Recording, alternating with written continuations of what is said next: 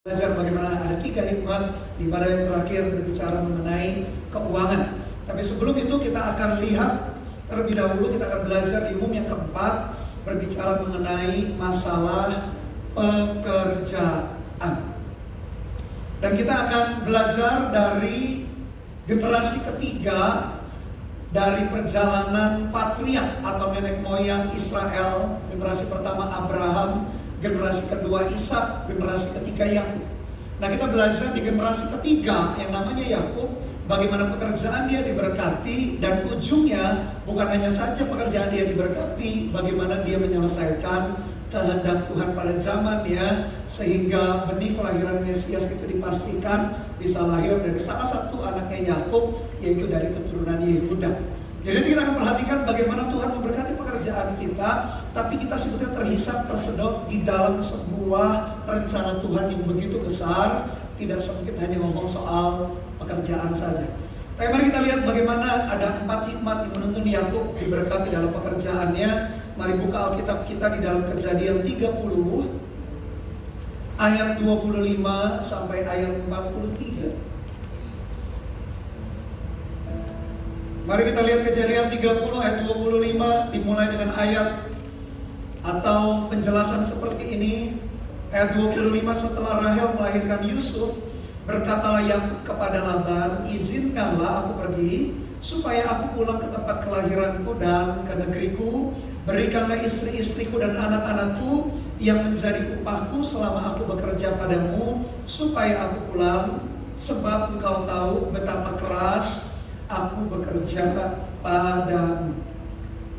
Ada sebuah kerinduan Yakub, generasi ketiga dari nenek moyang Israel, Abraham, Ishak, Yakub. Dia ingin pulang kembali ke kota kelahiran. Kalau nanti Anda baca di rumah pasal sebelumnya, kenapa dia ada di rumah Laban? Laban akhirnya menjadi papi mertuanya, Laban juga pamannya. Kenapa dia ingin pulang? Karena diceritakan di dalam pasal-pasal sebelumnya, Yakub baru saja lari kabur dari rumah orang tuanya karena peristiwa yang sangat terkenal. Dia menipu ayahnya sendiri supaya dia dapat hak kesulungan.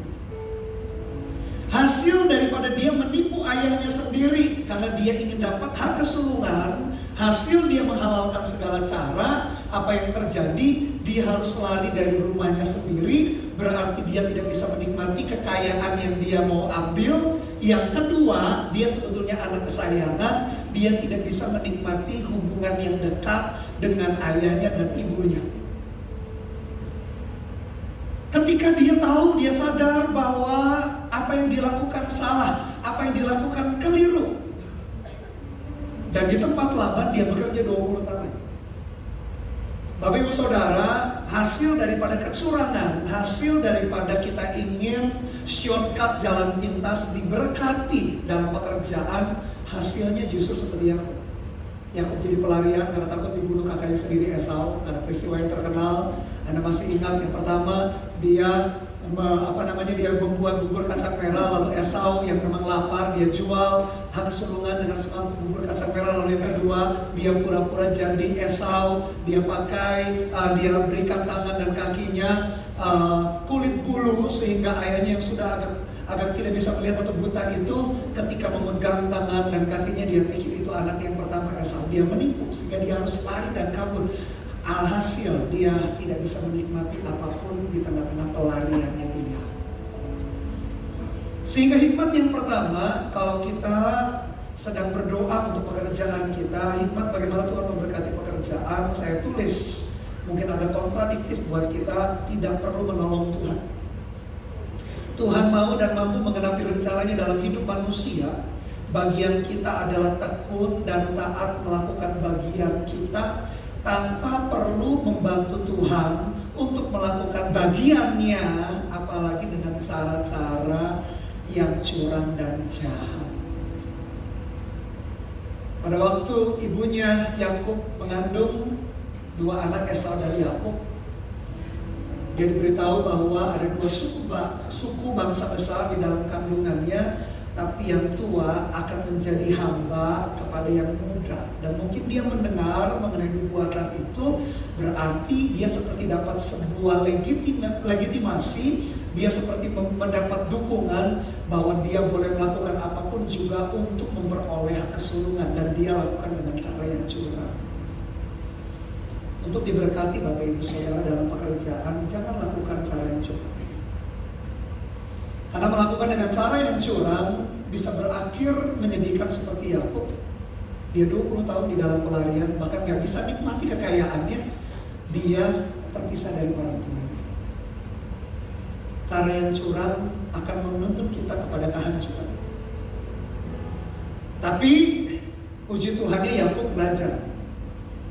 20 tahun dia belajar, dia menyadari bahwa hikmat yang pertama dalam pekerjaan tidak perlu menolong Tuhan. Tuhan tahu cara melakukan bagian dia. Lakukan saja bagian kita dengan penuh tanggung jawab dan kejujuran. Selama 20 tahun di pelarian, Yakub belajar.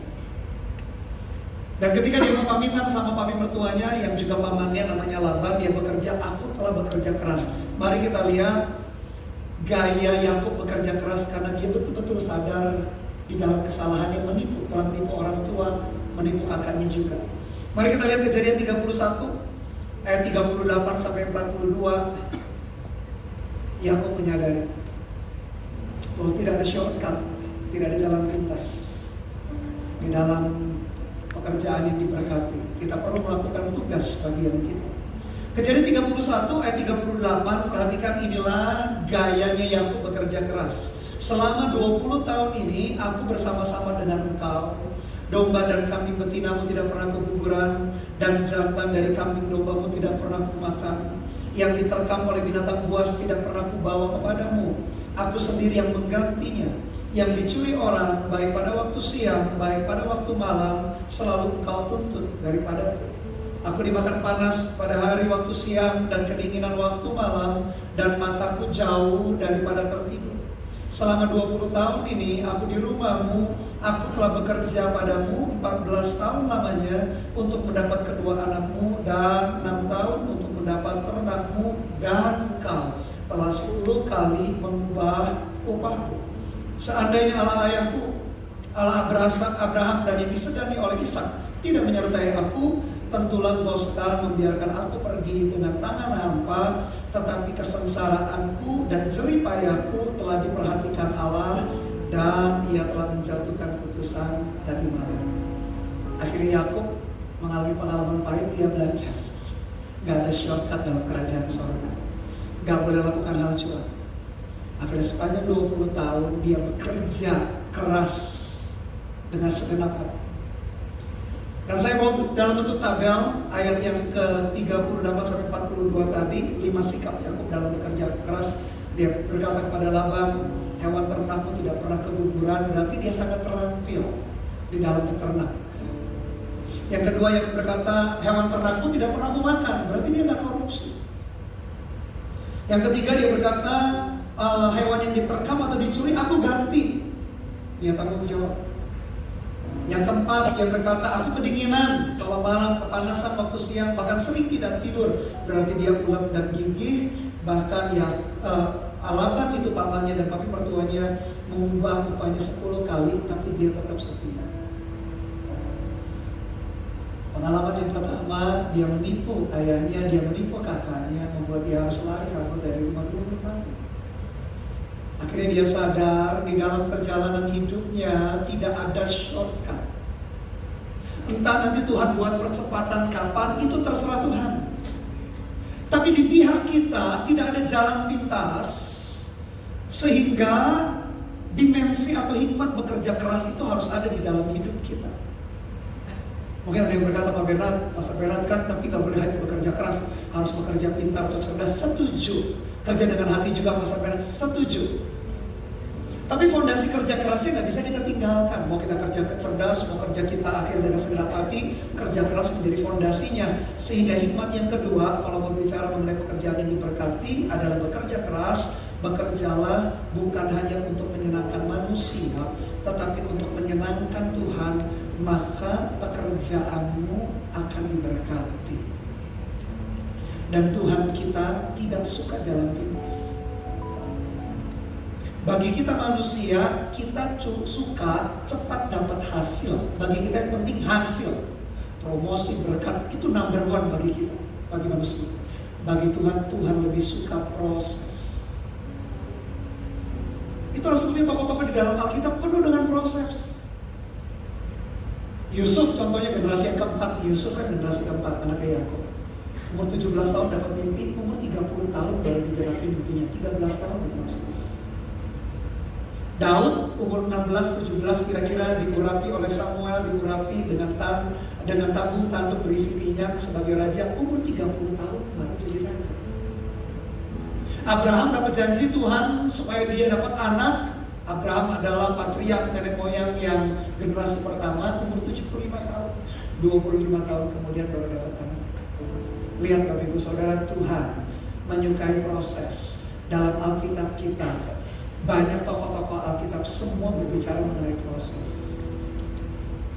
Yakub sadar kekeliruan dia dan dia gantikan dengan proses 20 tahun dia bekerja keras. Jangan takut dengan kerja keras, jangan anti dengan kerja keras. Tapi kan Pastor Benat kita minta juga berkat Tuhan menyertai, setuju. Tapi kan Pastor Benat Tuhan bisa mempercepat, betul. Ada percepatan dari Tuhan, tapi itu bagian Tuhan. Bagian kita adalah tekun mengerjakan di dalam sikap kerja keras. Dan dari ayat-ayat tadi kita menemukan bagaimana Yakub terampil, tidak korupsi, tanggung jawab, ulet dan gigih, serta setia. Itu menjadi bagian tanggung jawab kita sebagai umat Tuhan. Saya tadi waktu kita menyembah Tuhan bersama-sama, saya diingatkan perkataan Yesus di Perjanjian Baru, di Perjanjian Lama, di Perjanjian Baru. Di dalam Yohanes 15, salah satu ayat terkenal, salah satu dari 7 perkataan aku adalah. Kalau Anda temukan nanti dalam kitab Yohanes ada 7 I am. Salah satunya adalah akulah pokok anggur yang benar. Lalu kata-kata Yesus ada kata-kata yang terkenal begini, tinggallah di dalam aku dan aku di dalam kamu, maka kamu berbuah banyak. Tinggal di dalam aku di dalam kamu. Maksudnya tinggallah diam di dalam aku. Maksud dari tinggal diam, kalau kita perhatikan bahasa aslinya, tinggal diam itu bukan mager, do nothing. Tinggal diam artinya menurut bahasa asli adalah kita di dalam posisi siap bekerja, siap melakukan dengan segenap hati, dengan segenap jiwa kekuatan akal budi kita, rencana dan kehendak Tuhan. Jadi pesan Yesus, kamu tinggal di dalam aku dan aku tinggal di dalam kamu, kamu berbuah banyak. Itu sikap tinggal diam itu adalah sikap pekerja keras, berdiri untuk melakukan sesuatu dengan segenap hati dan kerja keras. Maka Yesus berkata juga waktu itu, Bapakku bekerja sampai hari ini, aku bekerja juga. Oh, Yesus kita itu pekerja keras. Umur 30 tahun dia mulai melayani. Dia melayaninya 3,5 tahun. Dan setelah itu disalib, bangkit pada hari ketiga, terangkat ke surga. Dia selesaikan kehendak Bapaknya dengan sangat akurat. Tinggal di dalam aku itu bukan tinggal diam, mager, malas, pensiun. Bukan. Konsep diam tinggal diam itu tinggal siap bekerja dengan segenap hati, dengan kerja keras. Kerajaan surga tidak ada pengangguran. Ada yang cita-citanya pensiun dini, Bapak Ibu Saudara nggak perlu angkat tangan. Karena nggak ada pensiun dalam kerajaan surga. Kita bisa berubah peran. Kita memang tidak akan sekuat dulu waktu kita muda. Fisik kita juga akan turun. Bagi kita yang menjaganya tetap juga turun, apalagi kita sembarangan nggak pernah jaga kondisi kita. Tapi Tuhan tidak pernah desain kita untuk menganggur. Anda mungkin pernah dengar cerita dan menurut penelitian pun ditunjukkan orang yang pensiun tidak bekerja lagi, langsung badannya itu akan mudah sakit-sakitan, otaknya sudah nggak lagi terpakai untuk berpikir, cepat pikun, dan tak lama sakit-sakitan kemudian meninggal dunia. Tuhan desain kita untuk terus produktif, untuk terus aktif, tak pensiun dalam hidup kita. Jadi kalau mau cita-cita pensiun dini, pertimbangkan ulang. Karena Tuhan mendesain kita untuk terus bergerak. Ibarat seperti mobil atau kendaraan atau motor. Mobil atau motor, saking sayangnya kita nggak pernah dipakai, ujungnya rusak kalau nggak dipakai. Kalau dipakai terus, tapi dengan dipakai, digunakan dengan bijaksana, kendaraan atau apapun alat-alat yang kita pakai, justru lebih awet. Karena didesain untuk bekerja, didesain untuk melakukan sesuatu seperti kehendak daripada penciptanya. Demikian juga dengan kita. Jadi sebagai anak Tuhan gak boleh takut kerja keras. Tuhan mendesain kita meskipun peran mungkin bisa berubah. Mungkin dulu banyak pakai fisik, sekarang mungkin fisik plus mungkin kecerdasan pengalaman lebih main. Tetapi dikombinasi begitu rupa, yang pasti adalah tetap aktif, tetap produktif. Bahkan ingat tadi salah satu perkataan, aku adalah yang terkenal dalam pokok anggur yang benar, Yesus berkata tinggallah dalam aku. Berarti kita itu standby untuk kerja keras. Bukan berarti gak boleh istirahat, gak boleh healing, Ibu Saudara. Healing, istirahat boleh-boleh saja. Tapi setelah itu kita kembali lagi produktif, kembali lagi kita berbuah. Terus mau dalam pekerjaan, mau kita sebagai orang tua, mau kita sebagai hamba Tuhan, terus sampai Tuhan akhirnya panggil kita ke dalam kekekalan. Itulah Tuhan mendesain kehidupan kita. Dan Yakub, kembali dalam kisah Yakub, dia menyadari dulu dia lakukan dengan caranya sendiri jalan pintas, tapi dia menyadari dia akhirnya bekerja keras selama 20 tahun. Dan menurut Harvard Business Review HBR dikatakan demikian, karyawan atau seseorang yang memiliki integritas dan etos kerja tinggi lebih cepat dipromosikan dan lebih dipercayai oleh atasan serta rekan kerja. Orang yang punya sikap gini menurut penelitian bahkan lebih cepat dipromosikan, lebih dipercayai oleh orang-orang di sekelilingnya, termasuk oleh atasan. Itulah hikmat yang kedua di dalam pekerjaan yang diberkati Tuhan. Lalu kita perhatikan kembali dalam Kejadian 30 ayat 27. Mari kita lihat hikmat yang berikutnya, bagaimana Tuhan mendesain atau memberkati pekerjaan. Kejadian 30 ayat 27. Tetapi Laban berkata kepadanya, sekiranya aku mendapat kasih-Mu, telah nyata kepadaku bahwa Tuhan memberkati aku karena Engkau. Lagi katanya, tentukanlah upahmu yang harus kubayar, maka aku akan memberikannya. Saud Yakub kepadanya, engkau sendiri tahu bagaimana aku bekerja padamu dan bagaimana keadaan ternakmu dan dalam penjagaanku. Sebab harta milikmu tidak begitu banyak sebelum aku datang, tetapi sekarang telah berkembang dengan sangat, dan Tuhan telah memberkati engkau sejak aku berada di sini. Jadi bilakah dapat aku bekerja untuk rumah tanggaku sendiri? Laban pamannya Yakub, termasuk juga papi mertuanya, mengakui dia diberkati karena kehadiran Yakub dalam pekerjaannya. Kenapa penulis Alkitab dalam kitab Kejadian menulis dengan detail, dengan presisi peristiwa ini? Kita ingat penulis Alkitab kira-kira ada 40 penulis, semuanya diinspirasi oleh Roh Kudus untuk mencatat apa yang harus dicatat. Dan kenapa mengenai Laban yang diberkati oleh Yakub itu menjadi salah satu yang diinspirasi oleh Roh Kudus? Karena ingat, Tuhan panggil generasi pertama namanya Abraham. Dikatakan Abraham, kamu akan menjadi milik kamu akan menjadi bangsa yang besar. Ada 7 berkat kalau kita pelajari apa kata Tuhan mengenai Abraham. Dan berkat yang terakhir, berkat yang paling hebat adalah begini, Tuhan berkata, olehmu semua kaum di muka bumi akan diberkati. Janji Tuhan kepada generasi pertama Abraham turun kepada generasi kedua Ishak. Ishak pun juga demikian. Ketika dia di tanah Filistin diberkati karena Ishak. Turun ke generasi ketiga Yakub. Yakub ketika berada di Laban diberkati. Dan kalau nanti kita lanjutkan ke generasi berikutnya, salah satunya Yusuf. Yusuf itu anaknya Yakub, berarti generasi keempat. Anda akan temukan Kejadian 37, Kejadian 39.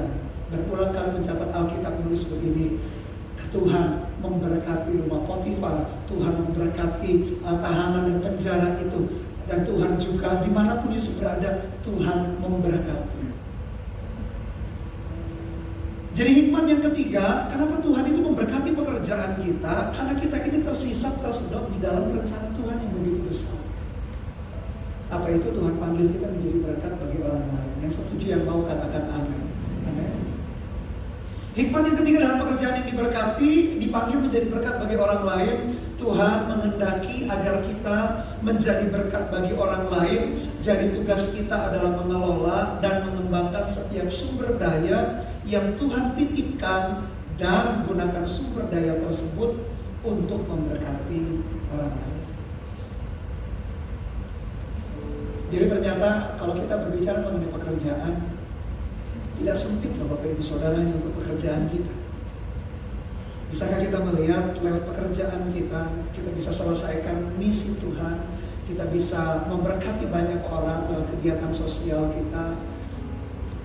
Pekerjaan kita diberkati, ujung akhirnya bukan hanya pekerjaan itu yang diberkati, tapi diselesaikannya rencana dan kehendak Tuhan.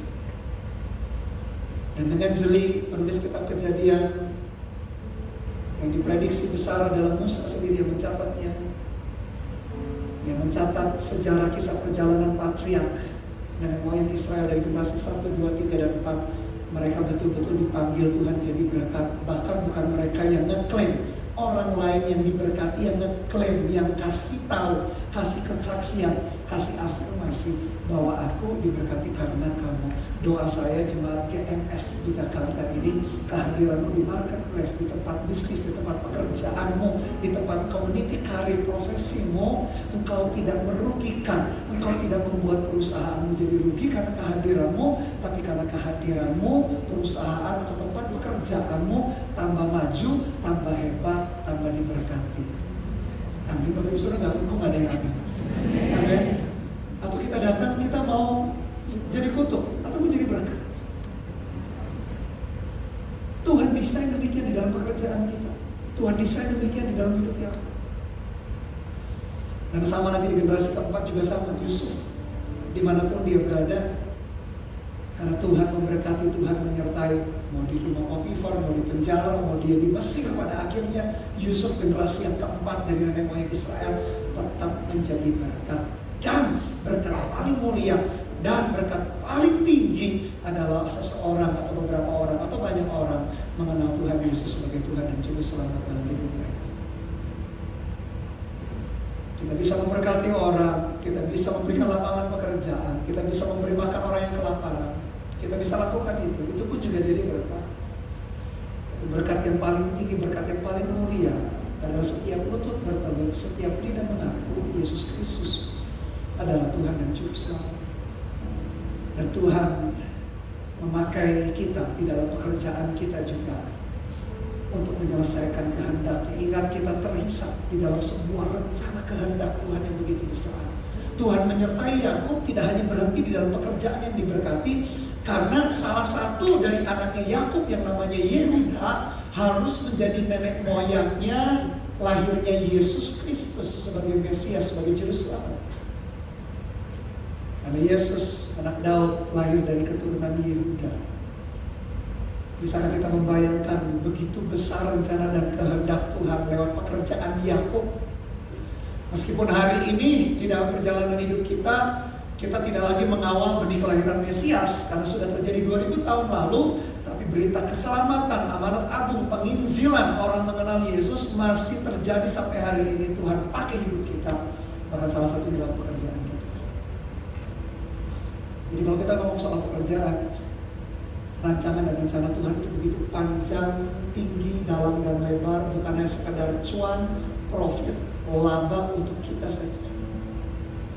Kita terhisap tadi di dalam sebuah rencana Tuhan yang begitu besar, yang kadang-kala kita lupa, yang kita perlu ingatkan diri kita. Ketika kita berurusan dengan pekerjaan, kita sebetulnya sedang melayani Tuhan. Ketika kita sedang bekerja, entah bisnis, entah karir profesi yang sedang kita bangun, sebetulnya kita sedang melayani Tuhan di dalam pekerjaan kita. Pelayanan kita tidak hanya sempit, hanya di dalam gereja saja, di marketplace, di tempat bisnis, di tempat kita meniti karir. Itu juga pelayanan kita, ministry kita. Karena kita terhisap di dalam begitu rencana Tuhan yang begitu besar. Tuhan mau lewat hidup kita menjadi berkat, kita menjadi kepanjangan tangannya melalui pekerjaan. Mari kita lanjutkan peristiwa percakapan Laban dengan Yakub. Kejadian 30 kembali, ayat 31. Kata Laban, apakah yang harus kuberikan kepadamu? Jawab Yakub, tidak usah kau berikan apa-apa kepadaku. Aku mau lagi menggembalakan kambing dombamu dan menjaganya, asal engkau mengizinkan hal ini kepada aku. Dia berkata, ya sudahlah, anggap 20 tahun aku kerja gotong royong, gak dikasih upah gak apa-apa. Ayat 32 dia berkata, hari ini aku akan lewat dari tengah-tengah segala kambing dombamu dan akan mengasingkan dari situ setiap binatang yang berbintik-bintik dan berbelang-belang, segala domba yang hitam dan segala kambing yang berbelang-belang dan berbintik-bintik, itulah upahku. Dan kejujuranku akan terbukti di kemudian hari apabila engkau datang memeriksa upahku. Segala yang tidak berbintik-bintik atau berbelang-belang di antara kambing-kambing dan yang tidak hitam di antara domba-domba, anggaplah itu tercuri olehmu. Kemudian kata Laban, baik, jadilah seperti perkataanmu itu.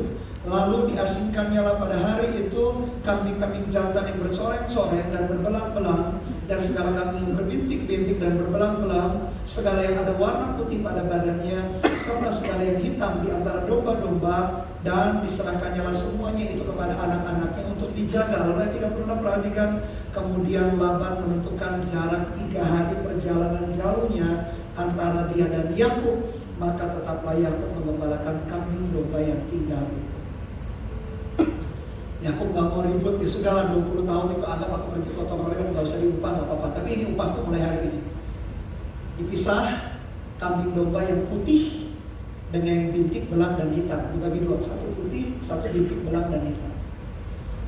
Dan Laban takut dicurangi oleh menantunya sendiri, dia kasih jarak 3 hari perjalanan jauh. Kira-kira 3 hari perjalanan jauh itu sekitar 60 sampai 80 km. Saya kurang menguasai daerah Jakarta, tapi kalau di Jawa Tengah itu kira-kira jaraknya dari kota Semarang, kota saya melayani, ke kota Solo 60 sampai 80 km. Jadi bayangkan ya, dulu zaman itu nggak ada mobil. Jadi kalau ada hewan yang nyebrang antar kota, ya mungkin itu memang hewan niat banget ya, karena 60-80 km nyebrang gitu. Pokoknya intinya supaya nggak jadi kecurangan di antara mereka, atau Laban takut dicurangi. Dan jadi mereka yang satu Laban putih semua, yang Yakub dia minta yang bintik, belang dan hitam. Pertanyaannya, kenapa Yakub kok yakin sekali ternak yang bintik, belang dan hitam itu milik kepunyaan dia dan dia diberkati dari situ? Kenapa dia nggak pilih yang putih? Kenapa dia yakin sekali? Di dalam pekerjaan kita, kenapa di dalam kesimpangan jalan pekerjaan kita seringkali kita harus memutuskan belok kiri, belok kanan, lurus, atau bagaimana? Bagaimana kita bisa yakin ya ngambil keputusan dalam pekerjaan ketika ada keputusan-keputusan besar yang perlu kita lakukan? Kenapa Yakub yakin pilih yang hitam, belang dan hitam, belang dan bintik? Kenapa dia yakin? Nanti kita akan lihat, tapi sebelum kita lihat kenapa kuncinya, kita lihat dia juga sempat termakan mitos. Mitosnya yang dia lakukan, mari kita lihat terlebih dahulu Kejadian 30 ayat 37 sampai 43. Mitos itu kepercayaan yang salah. Kejadian 30 ayat 37.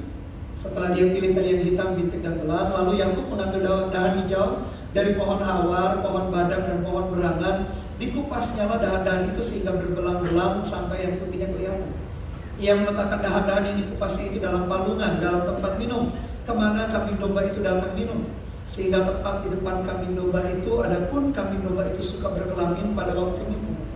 Jika kambing domba itu berkelamin dekat dahan-dahan itu, maka anaknya bercoreng-coreng, berbintik-bintik dan berbelang-belang. Kemudian Yakub memisahkan domba-domba itu, dihadapkannya kepala-kepala kambing domba itu kepada yang bercoreng-coreng dan kepada segala yang hitam di antara kambing domba Laban. Demikianlah ia beroleh kumpulan hewan-hewan baginya sendiri dan tidak ditempatkannya pada kambing domba Laban. Dan setiap kali apabila berkelamin kambing domba yang kuat, maka Yakub meletakkan dahan-dahan itu ke dalam palungan di depan mata kambing domba itu supaya berkelamin dekat dahan-dahan itu. Tetapi apabila datang kambing domba yang lemah, ia tidak meletakkan dahan-dahan itu ke dalamnya, jadi hewan yang lemah untuk Laban dan yang kuat untuk Yakub. Maka sangatlah bertambah-tambah harta Yakub, dan ia mempunyai banyak kambing, domba, budak perempuan dan laki-laki, unta dan keledai. Jadi Yakub itu milih kambing yang berbintik, hitam dan belang. Dia juga sempat termakan mitos. Jadi waktu itu di zaman itu peternak-peternak itu ada mitos. Jadi kalau hewan sedang berkelamin, apa yang mereka lihat anaknya akan seperti itu. Jadi kalau yang mereka lihat dahan yang belang-belang, maka anaknya jadi belang-belang. Waktu itu mitos seperti itu. Itu ibarat hari ini Bapak Ibu Saudara, kalau Anda seperti saya, orang Indonesia keturunan Chinese, lalu pengen anaknya lahir seperti orang bule katanya. Dulu waktu istri kita hamil, dipasang foto orang bule. Jadi setiap hari lihat orang bule itu nanti anak lahir jadi orang bule. Ya bagaimana mungkin, namun dianya nggak ada, foto menjadi orang bule. Ya kalau sama-sama keturunan Chinese, ya model-modelnya kayak saya di depan ini, matanya sipit, rambutnya tipis-tipis gitu ya. Kalau pelihara kucis juga nggak tebal-tebal amat gitu ya. Jadi harus dicukur bersih, ya mirip-mirip begitu. Jadi Yakub pun termakan mitos. Dan dia pun sempat takut dan khawatir, ragu sehingga dia harus melakukan mitos. Sebetulnya dia nggak perlu melakukan mitos itu. Nah pertanyaannya kembali, kenapa dia pilih yang hitam, belang, dan bintut? Karena sebelum itu kita lihat ternyata Tuhan menampakkan diri kepada dia dalam Kejadian 31. Inilah sebetulnya kunci kenapa Yakub diberkati. Hewani itu tepat yang dia pilih. Kejadian 31 ayat 10 sampai 13. Kejadian 31 ayat 10 sampai 13. Pada suatu kali, perhatikan, pada masa kambing domba itu sempat berkelamin, maka aku bermimpi dan melihat bahwa jantan-jantan yang menjantani kambing domba itu bercoreng-coreng, berbintik-bintik dan berbelang-belang. Perhatikan ayat berikutnya. Dan malaikat Allah berfirman kepadaku dalam mimpi itu, Yakub, jawabku, ya Tuhan. Lalu ia berfirman, angkatlah mukamu dan lihatlah bahwa segala jantan yang menjantani kambing domba itu bercoreng-coreng, berbintik-bintik dan berbelang-belang, sebab telah kulihat semua yang dilakukan oleh Laban itu kepadamu. Akulah Allah yang di Betel itu, di mana engkau mengurapi tubuh dan di mana engkau bernasar kepadaku. Maka sekarang bersiaplah engkau, pergilah dari negeri ini dan pulanglah ke negeri sanak saudaramu. Jadi kenapa ternak yang bintik, belang, dan hitam yang diberkati? Karena sebetulnya Yakub mendapat mimpi. Di mimpinya itu Tuhan berbicara kepada dia, memberkati dia. Ternak yang bintik, belang, dan warna hitam. Jadi bukan karena dia lakukan mitos, karena Tuhan yang memberkati. Mungkin ada yang protes, Pastor Bernard enak, Yakub dapat mimpi. Atau mungkin kalau kita lihat di perjanjian lama, selalu kalau Tuhan melakukan sesuatu, Tuhan utus nabinya. Hari ini apakah Tuhan gak bisa berbicara lewat mimpi? Tuhan tetap bisa bicara lewat mimpi. Apakah Tuhan gak bisa bicara lewat nabi? Hari ini Tuhan tetap bisa utus hambanya. Tapi Bapak Ibu Saudara, tak perlu tunggu mimpi, tak perlu tunggu nabi bersabda, hamba Tuhan bersabda. Karena apa? Karena di zaman dulu perjanjian lama, Alkitab belum lengkap. Di zamannya Yakub gak ada Alkitab. Hari ini Alkitab di tangan kita sudah komplit, 66 kitab di tangan kita. Ketika kita baca, renungkan firman Tuhan, bisa menjadi terang bagi jalan kita, pelita bagi kaki kita, terang bagi jalan kita. Memang Alkitab gak ada kalimat kita perlu kuliah di mana, kampus mana, kerja bidang kuliner kah, kerja bidang apakah, gak ada spesifik begitu. Tapi ketika kita renungkan firman Tuhan, ada ayat-ayat tertentu yang bisa melompat dan hidup tiba-tiba dalam hati dan pikiran kita.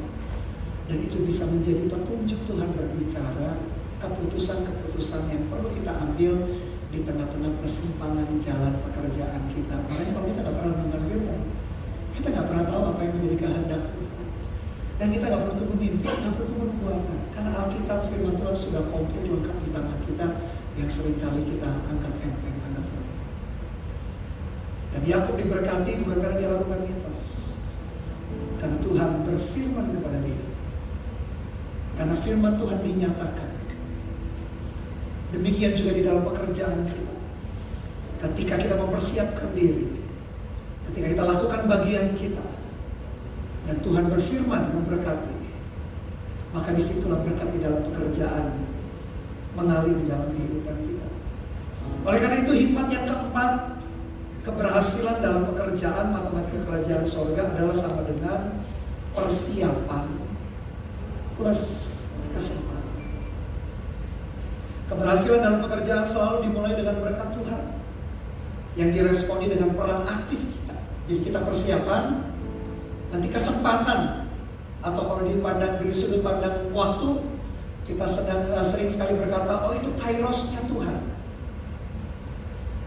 Dalam mempersiapkan diri kita serta melakukan yang terbaik. Kairos atau waktu Tuhan itu, udah itu bagian Tuhan. Gak perlu diribetkan, gak perlu dibingungkan. Tuhan tahu kapan waktunya. Yang perlu kita bingungkan atau yang perlu kita persiapkan adalah persiapan diri kita. Karena keberhasilan dalam pekerjaan sama dengan persiapan kita plus kesempatan. Nah, kadang-kala kita bingungnya di kesempatan itu. Kapan terobosannya, kapan doa dijawab, kapan kairosnya Tuhan. Udah bagian kesempatan itu adalah kedaulatan Tuhan. Kita gak perlu bingung. Yang perlu kita bingungkan adalah persiapannya.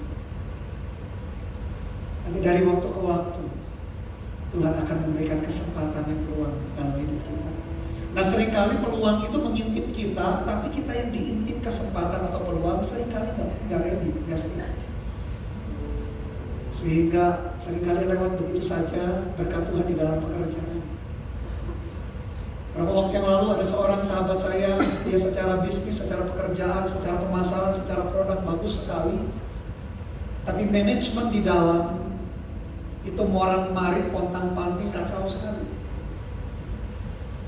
Sehingga dia bercerita berulang kali dapat kesempatan sebetulnya untuk memperbesar usahanya, tapi selalu miss. Karena manajemen di dalamnya gak beres. Bapak Ibu Saudara, kadang-kala mata kita, hati kita itu tertuju kepada kesempatannya, kapan peluangnya, kapan terobosannya. Kita seringkali tertuju kepada itu, kita lupa mempersiapkan diri. Padahal persiapan plus kesempatan menjadi sebuah keberhasilan. Satu kali sahabat-sahabat saya, ada beberapa yang sedang melanjutkan S2 di dalam bisnis keuangan. Mereka itu sedang diskusi mengenai sebuah buku yang judulnya adalah Psychology of Money, karangan Morgan Housel. Ketika mereka sedang bercerita mengenai buku itu, lalu ada satu part buku itu mereka ceritakan kepada saya. Mereka berkata mengenai salah satu bagian buku Psychology of Money itu membahas soal luck, keberuntungan, dan resiko. Nah, salah satu study case yang diangkat di buku itu adalah soal Bill Gates, pendiri Microsoft. Bill Gates dalam buku itu berkata, kalau dikutip maksudnya perkataannya, kalau tidak ada sekolah Lakeside, tidak mungkin ada Microsoft. Nah, Lakeside itu adalah tempat Bill Gates menghabiskan masa remajanya di tahun 68 ketika dia duduk di bangku SMP kelas 2 atau kelas 3. Tahun 68 ada 300 juta anak SMP di seluruh dunia. Tahun 68 ada 18 juta anak tinggal di Amerika Serikat. 100.000 anak berdomisili di kota Seattle, dan 300 anak muda sekolah di Lakeside. Dan Bill Gates salah satu yang sekolah di Lakeside itu. Dan sekolah tempat Bill Gates sekolah, waktu itu komputer jarang sekali. Tapi staf di sana, pengajar di sana mengusahakan ada komputer. University aja waktu itu jarang komputer, apalagi di sekolah SMP, SMA. Tapi karena diperjuangkan, akhirnya ada komputer di sekolah di mana Bill Gates sekolah waktu SMP, sehingga dari muda, dari remaja dia selalu dipapar dengan teknologi, dengan komputer, sehingga akhirnya kita tahu dia mendirikan Microsoft. Jadi dia terpapar dengan kondisi lingkungan sekolahnya yang melek teknologi di zaman itu. Hari ini mungkin teknologi komputer sesuatu yang biasa, mungkin sekarang sudah beralih ke arah AI. Nah, sahabat-sahabat saya ini bercerita mengenai buku itu karena menjadi buku diskusi, karena mereka sedang menyelesaikan S2 mereka. Lalu mereka bercerita kepada saya membahas mengenai luck, keberuntungan, dan resiko. Lalu bagaimana beruntungnya Bill Gates ada di sekolah Lakeside di antara jutaan anak muda di seluruh dunia dan 300 anak muda di Lakeside itu. Mereka bercerita. Nah, hasil diskusi kita, lalu saya sebagai hamba Tuhan juga saya cerita bahwa kita meyakini sebagai anak Tuhan, segala sesuatu yang terjadi di dalam hidup kita itu, kita meyakini kalau kita berjalan dalam kehendak Tuhan, tidak ada yang kebetulan. Orang bisa pikir itu keberuntungan, orang bisa berpikir itu luck. Tapi kalau di dalam perjalanan hidup kita, ya saya tidak mau mengomentari Bill Gates ya atau bukunya itu, tetapi karena itu pertanyaan sahabat-sahabat saya lagi S2. Lalu saya ingatkan kembali bahwa Tuhan itu adalah desainer kehidupan, Dia arsitek kehidupan, dan tak ada yang kebetulan, tak ada yang kecelakaan dalam hidup kita. Kita pikir keberuntungan, luck, bagi Tuhan karena Tuhan yang tetapkan demikian. Bukankah Tuhan menetapkan langkah-langkah orang yang hidupnya berkenan kepada Dia? Sehingga saya tulis demikian, berkat Tuhan versus keberuntungan atau luck. Berkat Tuhan yang disebut dunia sebagai keberuntungan atau luck bukanlah sebuah kebetulan. Namun ada campur tangan Tuhan yang tidak terlihat, yang turut bekerja untuk mengaruniakan kepada kita segala sesuatu yang dibutuhkan seturut kehendak. Nah itu sudah bagian Tuhan. Bagian kita persiapkan aja. Apa yang menjadi tanggung jawab kita soal manajemen misalnya, kalau kita ada di dalam pekerjaan, dalam perusahaan, soal keterampilan kita tambahkan, soal negosiasi, soal relasi, soal leadership, apapun yang kita rasa itu menjadi bagian untuk kita mempersiapkan diri, persiapkan saja. Nanti dari waktu ke waktu, di dalam setiap kilometer kehidupan, Tuhan bisa interupsi, memberikan kesempatan itu di dalam hidup kita. Dan kita tidak akan kehilangan kesempatan itu kalau kita sudah mempersiapkan diri. Karena Tuhan yang menetapkan langkah-langkah orang yang hidupnya berkenan kepada Dia. Itu menjadi tugas kita, itu menjadi bagian kita. Sama seperti tadi kisah Yakub. Karena Yakub sudah terlatih 20 tahun, dia terampil beternak, gak ada yang keguguran. Cara dia melindungi dari pencuri, cara dia melindungi hewan itu dari hewan buas yang akan menerkam. Dia sudah terampil 20 tahun diasah.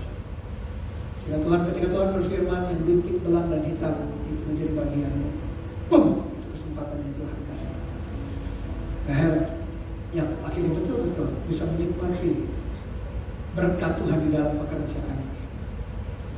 Itu prinsip-prinsip kerajaan surga yang perlu kita pahami, yang perlu kita mengerti, untuk kita bisa memandang bagaimana Tuhan itu memberkati pekerjaan. Dan the best part adalah bagian terakhir, Kejadian 35 ayat 9. Mari kita perhatikan di bagian yang terbaik di dalam berkat Tuhan dalam pekerjaan. Kejadian 35 ayat yang ke-9.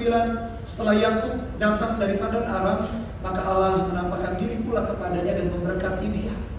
Firman Allah kepadanya, namamu Yakub, dan sekarang namamu bukan lagi Yakub, melainkan Israel. Itulah yang akan menjadi namamu.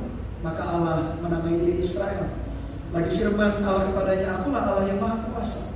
Beranak cuculah dan bertambah banyak. Satu bangsa, bahkan sekumpulan bangsa-bangsa akan terjadi daripadamu, dan raja-raja akan berasal daripadamu. Dan negeri ini yang telah kuberikan kepada Abraham dan kepada Ishak akan kuberikan kepadamu dan juga kepada keturunanmu. Lalu naiklah Allah meninggalkan Yakub dari tempat dia berfirman kepadanya. Kemudian Yakub mendirikan tugu di tempat itu, yang di tugu batu. Ia mempersembahkan korban curahan dan menuangkan minyak di atasnya. Yakub menamai tempat di mana Allah telah berfirman kepadanya, Bethel. Kenapa saya sebut ini sebagai the best part? Karena kembali pekerjaan Yakub yang diberkati merupakan hanya sebuah pasal dari rangkaian pasal yang begitu besar. Rencana Tuhan memakai patriark nenek moyang ini, Abraham, Ishak, Yakub, Yusuf dan terus-terusnya, untuk membawa benih lahirnya Mesias juru selamat dunia. Hari ini Tuhan juga pakai pekerjaan kita untuk bisa diselesaikan ya rencana dan kehendak Tuhan. Pekerjaan yang diberkati tidak boleh berhenti hanya kepada pekerjaan yang diberkati, kepada omset yang bertambah, kepada pengaruh yang makin besar, kepada size bisnis atau pekerjaan kita yang bertambah besar, kepada karir kita yang terus meningkat. Tidak boleh hanya berhenti di situ. Karena ingat, kita terhisap di dalam rencana dan kehendak Tuhan yang begitu besar, untuk kita dipanggil menjadi berkat bagi orang lain, berkat menjadi bangsa-bangsa. Berkat paling tinggi, paling mulia adalah orang menerima Yesus sebagai Tuhan dan Juru Selamat. Dan sepanjang perjalanan, lika-liku perjalanan Yakub, saya simpulkan di dalam 2 kalimat ini, berkat Tuhan dalam pekerjaan perlu disertai dengan tanggung jawab kita untuk menjadi orang yang dapat dipercaya. Namun berkat Tuhan bukanlah tujuan akhir, karena hal itu hanyalah alat untuk kita menjadi berkat bagi orang lain, menjadi berkat bagi bangsa-bangsa. Kita juga boleh menikmati berkat yang Tuhan berikan dalam pekerjaan kita. Tapi ujung akhirnya bukan di situ. Ujungnya tidak berkat bagi orang lain, tidak berkat bagi bangsa-bangsa. Dan ada 3 aplikasi penerapan yang sederhana yang saya dorong Bapak Ibu Saudara, mari kita kerjakan bersama-sama sehubungan dengan pekerjaan kita. Yang pertama, kembangkan 5 dimensi kerja keras, terampil, tidak korupsi, tanggung jawab, ulet gigi, dan setia. Jangan takut kerja keras. Yesus kita aja pekerja keras. Dia berkata, tinggallah diam di dalam aku. Diam, bukan mager, bukan nonton, bukan melamun. Diam itu berbicara mengenai sikap yang siap bekerja keras dengan segenap hati, Oleh karena itu Yesus berkata, aku bekerja sampai hari ini karena aku lihat Bapakku bekerja juga. Yang kedua, mempersiapkan diri dengan baik supaya kesempatan tidak terbuang sia-sia. Ingat, keberhasilan sama dengan persiapan ditambah kesempatan. Orang berkata kesempatan itu karena kamu laki sih, kamu beruntung. Bukan, karena Tuhan yang kasih. Kenapa Tuhan kasih? Kita didapati semua. Dan ketika Tuhan kasih kesempatan, kita siap. Makanya tidak heran pekerjaan kita pun menjadi pekerjaan yang disertai dituntun Tuhan. Dan yang terakhir, hikmat yang terakhir, selesaikan rencana Tuhan melalui berkat-Nya dalam pekerjaan kita. Dan doa saya sungguh-sungguh Tuhan menyertai apapun pekerjaan yang kita kerjakan atau dimanapun fase pekerjaan kita.